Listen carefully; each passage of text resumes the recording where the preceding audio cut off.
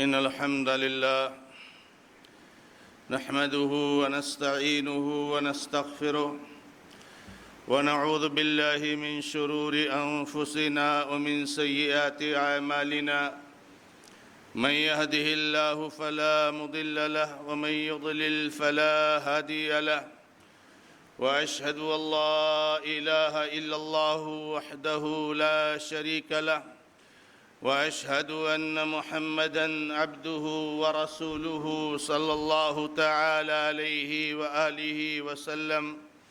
أعوذ بالله السميع العليم من الشيطان الرجيم من همزه ونفخه ونفثه. بسم الله الرحمن الرحيم. يا أيها الذين آمنوا اتقوا الله حق تقاته ولا تموتن إلا وأنتم مسلمون. يا أيها الناس اتقوا ربكم الذي خلقكم من نفس واحدة وخلق منها زوجها وبث منهما رجالا كثيرا ونساء واتقوا الله الذي تساءلون به والأرحام إن الله كان عليكم رقيبا.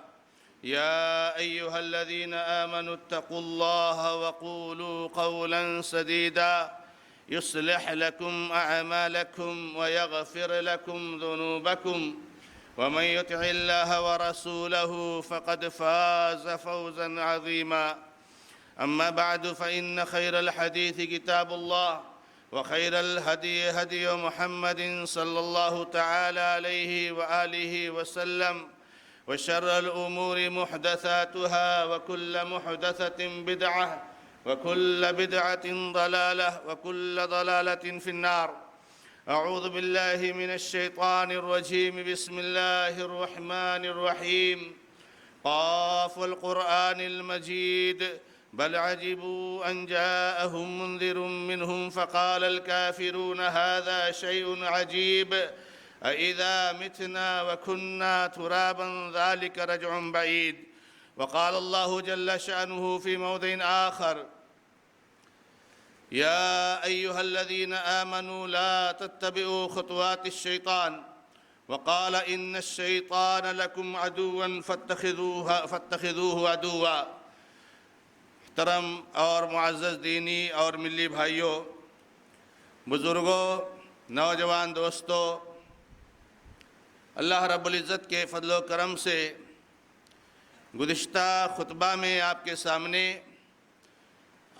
سامنے یہ بیان کیا گیا اور آپ کو اس جانب متوجہ کیا گیا کہ آج بالخصوص جو ہم مختلف قسم کے مصائب میں گھرے ہوئے ہیں اور بہت ساری مصیبتوں کا سامنا ہے، یہاں تک کہ ہر آدمی اس کو محسوس کر رہا ہے اور بہت سارے تکلیف دہ حالات سے پوری انسانیت گزر رہی ہے. ان حالات میں ہماری ذمہ داری بنتی ہے میرے بھائیوں کہ ہم سب سے بڑی مصیبت کو یاد رکھیں جس کی طرف لوگوں کی توجہ کم جاتی ہے، اور وہ مصیبت ہے دین کی مصیبت. یعنی آپ کے مال کو نقصان ہو جائے چلے گا، آپ کی جان کو نقصان ہو جائے قابل برداشت ہے، آپ کی صحت کو نقصان ہو جائے قابل برداشت ہے، آپ کے عہدہ اور منصب پر کوئی حرف آ جائے تو کوئی بڑا مسئلہ نہیں ہے.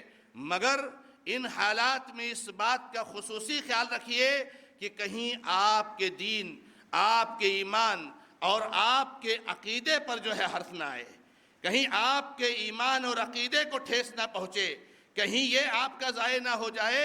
اگر یہ ضائع ہو جائے گا تو میرے بھائیوں پھر جو ہے بربادی کے علاوہ، پھر جو ہے غم کے علاوہ، پھر جو ہے تکلیف اور پریشانی کے علاوہ کبھی خوشی کا سامنا نہیں کر سکتے ہیں آپ میرے بھائیوں. اس لیے ہمیشہ دین میں مصیبت کو اہمیت دینا چاہیے، فوقیت دینا چاہیے.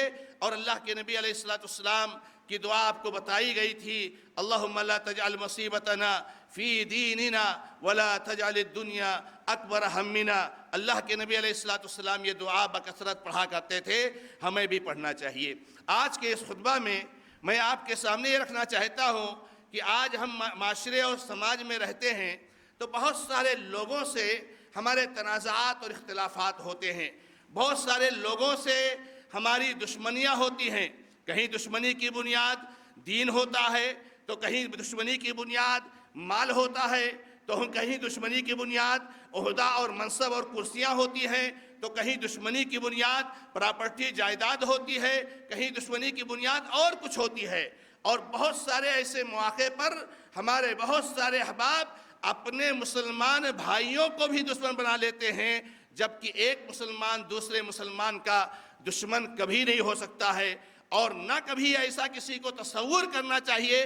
اگر کسی مسلمان سے آپ کو تکلیف پہنچنے کا اندیشہ ہے، آپ کو نقصان پہنچنے کا اندیشہ ہے، تو بلا شک و شبہ آپ اس نقصان سے، اس تکلیف سے بچنے کی کوشش کریں، مگر اس مسلمان کو اپنا دشمن مان کر کے اور آپ اس سے دشمنی کریں، آپ اس سے تعلقات کو ختم کریں، آپ اس کی عزت کو اچھالیں، آپ اس کے خلاف جو ہے سازشیں کریں، اور یہ کہہ کر کے کہ ہمارے ساتھ دشمنی کرتا ہے، یہ میرے بھائیوں شریعت اسلامیہ میں جائز نہیں ہے۔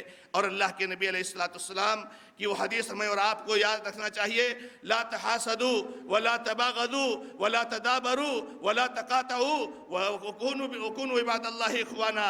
اللہ کے نبی علیہ السلام نے فرمایا آپس میں ایک دوسرے سے حسد نہ کرو، کسی کے تعلق سے اپنے دل میں کینہ کپٹ دشمنی نفرت نہ رکھو، کسی سے قطع تعلق نہ کرو، کسی سے پیٹھ نہ پھیرا کرو، چہرہ نہ پھیرا کرو۔ میں نے اپنی آنکھوں سے دیکھا ہے میرے بھائیوں کہ ہمارے بعض احباب ایسے ہیں کہ جب کوئی مسلمان آتا ہے، دو تین لوگ کھڑے ہیں اور ان تین لوگوں میں سے آنے والے کا کوئی اختلاف ہوتا ہے، تو آنے والا ان دو تین لوگوں میں سے صرف دو ایک لوگوں سے سلام کرتا ہے اور ان سے سلام نہیں کرتا ہے اور ان سے اپنا چہرہ پھیر کر کے کھڑے ہو جاتا ہے۔ میرے بھائیوں، اللہ کے نبی علیہ السلام کی اس توجیہ کا کیا ہوگا اور اللہ کے تبارک تعالیٰ کے ہاں آپ کیسے جواب دہ ہوں گے؟ میرے بھائیوں، ہمیں کسی مسلمان سے دشمنی نہیں کرنی چاہیے، لیکن ان دشمنیوں میں میں ایک دشمنی کا تذکرہ کرنا چاہتا ہوں، جس دشمنی کو ہمیں محسوس کرنا چاہیے اور جس دشمنی کا ہمیں یقین رکھنا چاہیے اور جس دشمنی کے لیے ہمیشہ ہوشیار رہنا چاہیے، اور جو ہمارا اصلی دشمن ہے اور ہمارا ازلی دشمن ہے، اور وہ دشمن کون ہے ہم اور آپ جانتے ہیں، وہ شیطان ملعون اور مردود ہے۔ میرے بھائیوں، شیطان ملعون اور مردود کے دشمن ہونے کا تذکرہ اللہ رب العزت نے اپنے کلام میں کیا ہے۔ میرے بھائیوں، مگر کیا شیطان کو ہم اپنا دشمن مانتے ہیں؟ آج یہ جمعہ کا دن ہے، جن بھائیوں نے ہمارے فجر کی نماز نہیں پڑھی ہے، آپ جمعہ کی نماز کے لیے آئے ہیں، آپ کو شرمندہ ہونا چاہیے اور آپ کو معلوم ہونا چاہیے کہ آپ کا دشمن آپ پر حاوی ہو گیا، آپ کا دشمن آپ پر غالب ہو گیا، اور شیطان نے آپ کو پٹخ دیا اور پٹخ کر کے کان میں پیشاب کر دیا نبی علیہ السلام کی حدیث کے مطابق، اس لیے آپ نے فجر کی نماز نہیں پڑھی ہے۔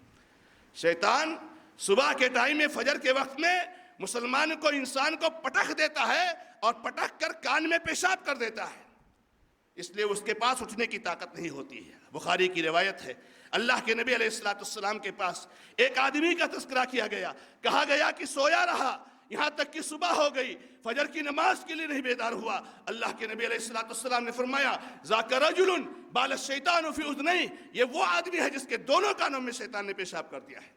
اللہ ہماری حفاظت فرمائے، اللہ ہم سب کو بچائے۔ میں تعجب کرتا ہوں میرے بھائیوں، میں فجر کی رکعتوں کو، صفوں کو دیکھتا ہوں، یہ کووڈ کے حالات چل رہے ہیں، کیا ہم مگرمچھ کے آنسو بہا رہے ہیں؟ میرے بھائیوں، آج ہم تھوڑی سی ڈسٹنس کے ساتھ نماز پڑھتے ہیں، واللہ کہتا ہوں کہ 3 صف 3.5 صف مشکل سے ہوتی ہے، جبکہ کورونا کے حالات سے پہلے اس مسجد میں بغیر ڈسٹنس کے 3 3.5 صف ہوا کرتی ہے۔ چلاتے ہیں ہم، چیختے ہیں ہم، کہتے ہیں یہ حالات کیسے آ رہے ہیں، یہ حکومت ظالم ہم پر حملہ کر رہی ہے، یہ بیماریاں ہیں، یہ پریشانیاں ہیں، یہ فلسطین کے معاملات ہیں۔ کووڈ کے حالات کے آنے سے ہم نمازوں سے اور دور ہو گئے ہیں میرے بھائی۔ واللہ کہتا ہوں ڈسٹنس کے آپ بھی دیکھ لیجئے فجر کی نماز میں میرے بھائیوں، جو ہمارے بھائی فجر میں آتے ہیں وہ جانتے ہیں کووڈ کے حالات میں آج مسجد میں مسجدیں بھر جانی چاہیے میرے بھائیوں۔ ڈسٹنس کے ساتھ نماز پڑھنے کے بعد بھی صف اتنی نہیں پہنچتی ہے جتنی صف فجر کی میں جو ہے کووڈ کے حالات سے پہلے پہنچتی تھی۔ کون سا تکلیف ہم محسوس کر رہے ہیں میرے بھائیوں؟ کون سا درد ہمیں اپنے لیے ہے اور اپنے بھائیوں کے لیے ہے میرے بھائیوں. اور یہ قسم کھا کر کے اس منبر سے کہتا ہوں, کبھی وہ شخص کسی مسلمان کا خیر خواہ نہیں ہو سکتا ہے, کوئی مسلمان کا درد کا محسوس کرنے والا نہیں ہو سکتا ہے جو فجر کی نماز میں نہیں آتا ہے. یاد رکھنا, یہ فجر کی نماز معیار ہے, معیار, یہ معیار ہے, یہ کسی کے لیے پیمانہ ہے, یہ کسی کے لیے ترازو ہے کہ اس کے اندر ایمان کتنا مضبوط پایا جاتا ہے. تھوڑی سی نہیں تھی قربانی دینی ہے آپ کو. تو میرے بھائیوں, میں یہ کہہ رہا تھا, ہمارا جو ازلی دشمن ہے, ہمارا جو اصلی دشمن ہے, ہمیشہ کا دشمن ہے اور واقعی دشمن ہے اور حقیقت میں دشمنی کرتا ہے. میرے بھائیوں, ہم اس کی دشمنی کو ہم یاد کرتے ہیں. بعض بھائیوں کو بہت سارے مواقع پر کہتے ہوئے سنتے ہیں, اور ہمیشہ میں ٹوکتا ہوں اس سے بھائیوں کو. کہتے ہیں ٹھیک ہے, تو کہتا ہے اگر تو نے آج دنیا میں لے لیا میری جائیداد کو یا اس چیز کو تو نے لے لیا, میں معاف نہیں کروں گا, میں اللہ کے ہاں لوں گا. میرے بھائیوں, اللہ رب العزت کا خوف کھاؤ میرے بھائیوں. یہ جو ہمارا ازلی دشمن ہے اس کو پہچانو, جس نے آپ کو نمازوں سے دور کیا, جس نے آپ کو شریعت سے دور کیا, جس کو ہمیں حلال و حرام سے دور کیا, جس نے ہمیں نبی صلی اللہ علیہ وسلم کی سنتوں سے دور کیا, یہ ہمارا ازلی دشمن ہے. آپ کو معلوم ہے, اس کا واقعہ تھوڑا سا آپ کے سامنے ذکر کر دوں, اور سبھی کو معلوم ہے میرے بھائیوں, عام سی چیز ہے. اللہ تبارک و تعالیٰ نے قرآن کریم میں بہت ساری جگہوں پر ذکر فرمایا ہے میرے بھائیوں. اللہ کے نبی اللہ تعالیٰ ارشاد فرماتے ہیں بہت ساری جگہوں پر, جس کا خلاصہ یہ ہے کہ جب اللہ تعالیٰ نے آدم علیہ السلام کو پیدا فرمایا, بنایا, ان کو اپنے دونوں ہاتھوں سے اس میں روح پھونکی, تو سارے فرشتوں کو بشمول ابلیس کے کہا کہ اس کو سجدہ کرو.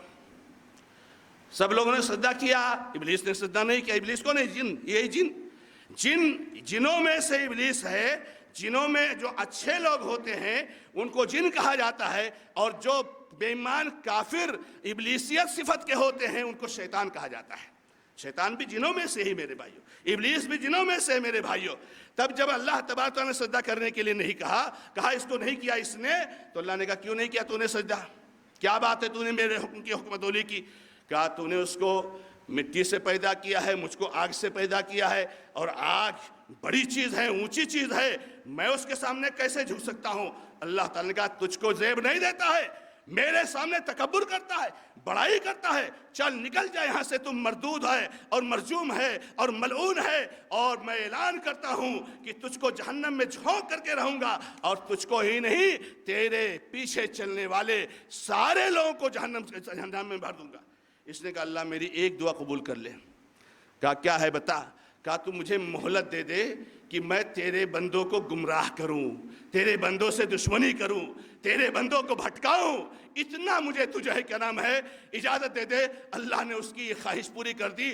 کہا جا انک من المنظرین, میں نے تجھ کو مہلت دے دی, میں نے تجھ کو چھوٹ دے دی, جا جتنا تو گمراہ کر سکتا ہے کر لے, لیکن ایک چیز سن لے, میرے جو مخلص بندے ہیں, میرے جو متقی بندے ہیں, میرے جو پرہیزگار بندے ہیں, میرے جو مومن بندے ہیں, جو کرنا ہے کر لے, تیرا ان پر کوئی داؤ اور بس چلنے والا نہیں ہے, تو ان پر کچھ بھی نہیں بگاڑ سکے گا. اور آج تک شیطان متقی بندوں کا کچھ بھی بگاڑ نہیں سکا, یاد رکھنا, اور قیامت تک نہیں بگاڑ سکے گا. اللہ کے بندوں قیامت تک نہیں بگاڑ سکے گا, مخلص بندوں کو نہیں بگاڑ سکتا ہے. اگر کہیں متقی بندوں سے کہیں چوک ہو گئی, فوراً اللہ تعالیٰ کی طرف رجوع کرتے ہیں, فوراً اللہ تعالیٰ سے توبہ کرتے ہیں. اب اس کے بعد اللہ تعالیٰ نے آدم اور حوا کو جو ہے کیا نام ہے جنت میں رکھ دیا, اور کہا کہ یہاں پر رہو, اس درخت کا پھل مت کھانا. دیکھو شیطان کس طریقے سے ہمارے ذہن میں بات بٹھاتا ہے. ایک پوائنٹ پر غور کیجئے کہ جو چیز بالکل الٹی ہوتی ہے وہ ہمارے ذہن میں شیطان بٹھا دیتا اور کامیاب ہو جاتا ہے. جیسے مثال کے طور پر نماز چھوڑنے میں نقصان کے علاوہ فائدہ کبھی نہیں ہو سکتا ہے. جو بے نمازی ہے وہ ہمیشہ نقصان اٹھانے والا ہے, لیکن شیطان نے اس کے دماغ میں بٹھا دیا ہے نماز پڑھے گا تو تیرا نقصان ہوگا. بتائیے, آگ اور پانی کی بات ہے میرے بھائیوں, آگ کو پانی ثابت کر دیتا ہے اور پانی کو آگ ثابت کر دیتا ہے. جو نماز چھوڑتا ہے وہ خسارے ہی خسارے میں ہے, مگر شیطان اتنا چالاک ہے اور اتنا اس کے اندر صلاحیت ہے, اتنا پاور ہے کہ اس نے دماغ بٹھا دیا کہ نماز پڑھو گے تو تمہارا نقصان ہوگا. آدم علیہ السلام کو جنت میں رکھا گیا، حوا کو بڑے آزادی کے ساتھ گھوم پھر رہے تھے۔ اللہ نے کہا جہاں چاہو کھاؤ پیو، مست رہو، خوشحال رہو، کبھی تم کو کوئی غم نہیں، کچھ نہیں، ٹینشن نہیں، یہ درخت ہے اس کا پھل مت کھانا۔ اس نے کیا کیا؟ شیطان نے جا کر کے کہا آدم تم کو اس درخت سے کیوں منع کیا گیا؟ تم کو معلوم ہے اللہ تعالیٰ تم کو جنت سے نکالنا چاہتا ہے، اس درخت کا پھل کھا لو گے تو ہمیشہ ہمیشہ جنت میں رہو گے۔ اللہ تعالیٰ تم کو نکالنا چاہتا ہے، اس لیے اللہ نے کہا اس درخت کا پھل مت کھانا، کھا لو ہمیشہ ہمیشہ رہو گے۔ جبکہ معاملہ کیا ہے کہ درخت کا پھل نہیں کھاؤ گے تو ہمیشہ ہمیشہ جنت میں رہو گے، کھا لو گے تو نکل جاؤ گے۔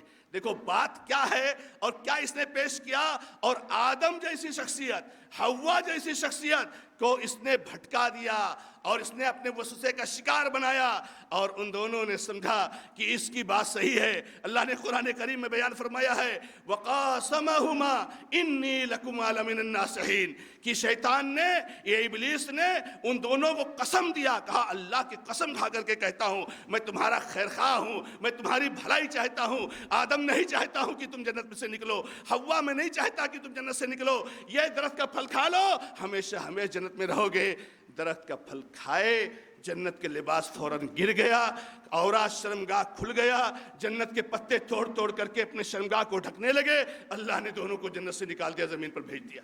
میرے بھائیوں یہ ہمارا ازلی دشمن ہے اللہ کے بندو، اس دشمن کی دشمنی کو یاد رکھو میرے بھائیوں، اس دشمن کی عداوت کو یاد رکھو میرے بھائیوں۔ اس لیے اللہ نے کہا ہے ان الشیطان لکم عدوا فاتخذوہ عدوا، اے مومنو شیطان تمہارا دشمن ہے، اس کو دشمن بنا لو، اس کو دشمن مان لو۔ جو بھائی ہمارے شرک کرتے ہیں وہ شیطان کو دشمن نہیں سمجھتے ہیں، جو بھائی ہمارے بدعتوں میں ہیں وہ شیطان کی دشمنی کو نہیں سمجھ پائے ہیں، جو بھائی ہمارے نمازوں کو چھوڑتے ہیں، فرائض کو چھوڑتے ہیں، وہ شیطان کی دشمنی کو نہیں سمجھ پائے ہیں، جو بھائی ہمارے حرام کا ارتکاب کرتے ہیں وہ شیطان کی دشمنی کو نہیں سمجھ پائے ہیں، جو بھائی ہمارے اپنے مسلمان بھائیوں سے قطع تعلق کرتے ہیں، اپنے مسلمان بھائی کو اپنا دشمن سمجھتے ہیں، اپنے پڑوسی کو اپنا دشمن سمجھتے ہیں، اپنے رشتہ دار کو اپنا دشمن سمجھتے ہیں، انہوں نے بھی شیطان کی دشمنی کو نہیں سمجھا۔ اللہ رب العزت سے دعا ہے کہ اللہ تعالی ہمیں اور آپ کو سب کو شیطان کی دشمنی کو سمجھنے کی توفیق عطا فرمائے۔ بارک اللہ لی و لکم فی القرآن الکریم ونفعنی وإیاکم بالآیات والذکر الحکیم انہ تعالی جواد کریم ملک رؤوف رحیم۔ الحمد للہ رب العالمین واشہد ان لا الہ الا اللہ وحدہ لا شریک لہ واشہد ان محمدا عبدہ ورسولہ صلی اللہ تعالی علیہ وآلہ وسلم۔ اعوذ باللہ من الشیطان الرجیم، بسم اللہ الرحمن الرحیم۔ ان اللہ وملائکتہ یصلون علی النبی یا ایھا الذین آمنوا صلوا علیہ وسلموا تسلیما۔ اللہم صلی علی محمد وعلی آل محمد کما صلیت علی ابراہیم وعلی آل ابراہیم انک حمید مجید۔ اللہم بارک علی محمد وعلی آل محمد کما بارکت علی ابراہیم وعلی آل ابراہیم انک حمید مجید۔ ربنا ظلمنا انفسنا وان لم تغفر لنا وترحمنا لنکونن من الخاسرین۔ ربنا ظلمنا انفسنا وان لم تغفر لنا وترحمنا لنكونن من الخاسرين۔ ربنا آتنا في الدنيا حسنة وفي الآخرة حسنة وقنا عذاب النار۔ ربنا اغفر لنا ولإخواننا الذين سبقونا بالإيمان ولا تجعل في قلوبنا غلا للذين آمنوا ربنا إنك رؤوف رحيم۔ اللهم يا حي يا قيوم يا ذا الجلال والإكرام اللهم ارفع عنا هذا البلاء والوباء، اللهم احفظنا من كورونا ومن جميع الامراض السيئة، اللهم احفظنا من كورونا وجميع الامراض السيئة۔ اے اللہ مسلمان مردوں پر رحم فرما، مریضوں کو شفا عطا فرما، پریشان حال کی پریشانی کو دور فرما، اور ہر قرض دار کے قرض کو ادا فرما۔ اے اللہ سب کو اسلام پر ثابت قدم رکھ۔ اقول قولی ھذا واستغفر اللہ لی ولکم ولسائر المسلمین فاستغفروہ انہ الغفور الرحیم۔